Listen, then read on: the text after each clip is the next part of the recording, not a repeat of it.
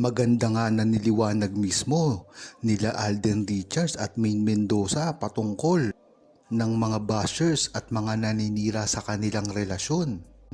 At tila maraming ibinubunyag patungkol sa relasyon ni Maine Mendoza at Alden Richards. Ngayon ngang sinakyan ito ng mga bashers nila ay talagang nagkakabuhol-buhol na ang mga pahayag nito. Kung matatandaan nyo, ang mga bashers ni Maine Mendoza at Alden Richards ay pilit na sinasabi na si Maine Mendoza at Alden Richards daw ay hindi kinasal. At sinisisi ang buong Aldab Nation na peki raw ang pinalalabas nila na pagpapakasal ni Maine Mendoza at Alden Richards ng tunay.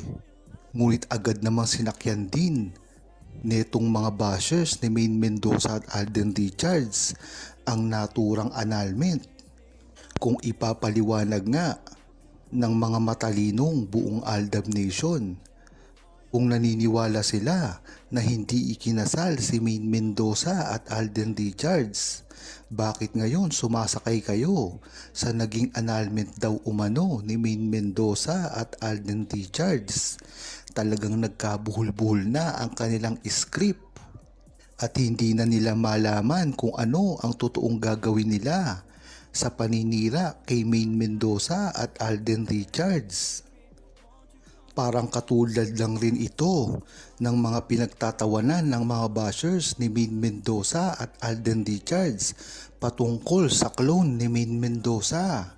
Kung matatandaan nyo, ay pinagtatawanan ito na meron dang clone si Maine Mendoza. Ngunit pagdating sa tunay na pangyayari ay totoong nakita ito mismo sa Itbulaga at marami din naging saksi dito. Isa na nga dito, yung bawal ang judgmental doon pa dati sa GMA. Meron daw nakakita mismo na true-blooded Aldab Nation na ang pinalabas daw ay ang clone ni Maine Mendoza. Bagamat hindi naman talaga ito clone, ito naman talaga ay kamukhang kamukha ni Maine Mendoza. Masasabi natin na ito ay isang double. Kaya ito ay isa sa mga hindi maipaliwanag ng mga bashers ni Maine Mendoza at Alden Richards. Talagang kung kukumprontahin ng buong Aldab Nation ang mga pangyayaring ito, ay talagang makikita mo na nagkakabuhol-buhol na ang script ng mga naninira sa kanila dahil ang mga paninira nila ay bumabalik din sa kanila. Humahabol na nga si Alden Richards at Maine Mendoza sa mga pagsasamang gagawin nila.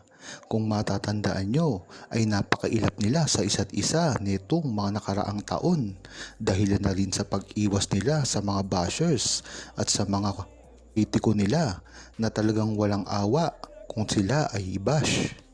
Kahit pa nga wala silang kaalam-alam sa tunay na relasyon ni Maine Mendoza at Alden Richards ay nagbibigay sila ng kani-kanilang mga kuro-kuro at komento na talagang makakasira sa karir ni Maine Mendoza at Alden Richards.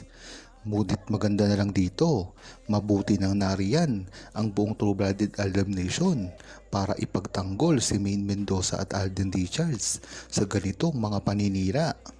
Kung matatandaan nyo, si Maine Mendoza ay nakakaawa dahil hirap na ito kung merong mangbaba sa kanya at maninira sa publiko.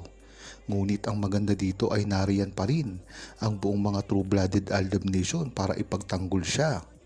Yan naman talaga ang trabaho ng buong true-blooded Aldab Nation, lalong-lalo na ang mga defender na dati pa lamang nagsimula na. Ganyan-ganyan din kasi ang ginagawa nila dati kay Maine Mendoza at Alden Richards sa tuwing maibabash sila ng mga kalaban nila sa industriya.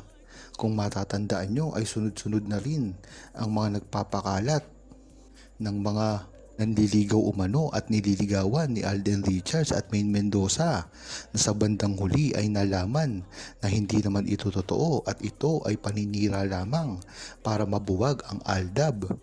Diyan mo talaga malalaman kung gaano kasikat si Maine Mendoza at Alden Richards sa simula pa lamang at hanggang ngayon ay talagang pinuputok pa rin sila ng pangbabash, paninira sa kanilang mga karir nang sa gayon ay masira sila at magtagumpay at mapalitan na kani-kanilang mga iniidolo.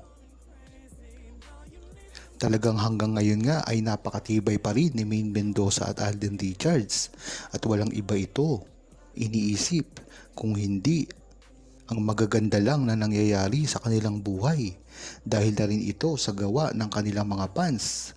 Nagkakaisa ang mga Mainers at Aldenatics na talagang sa simula pa lamang ay nakita na natin hindi pagkakaunawaan.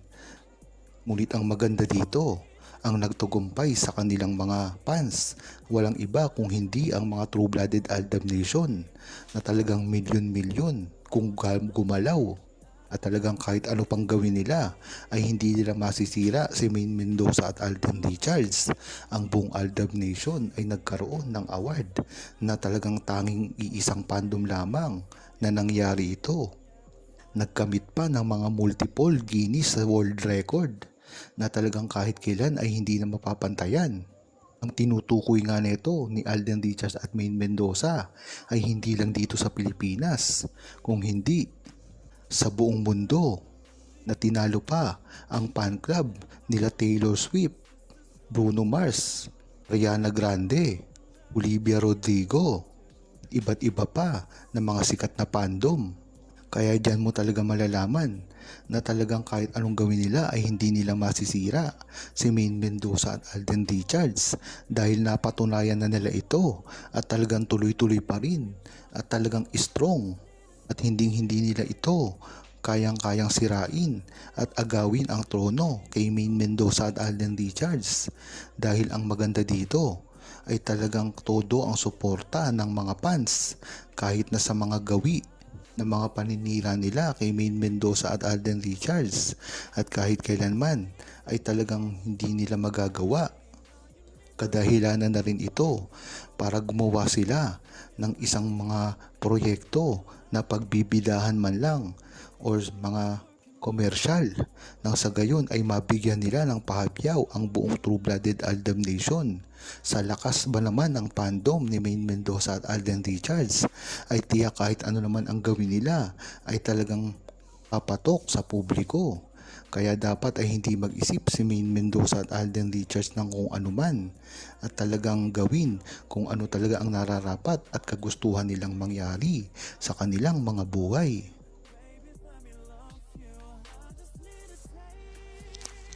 Huwag kalimutang mag-subscribe, comment at i-like ang video na ito. Thanks for watching!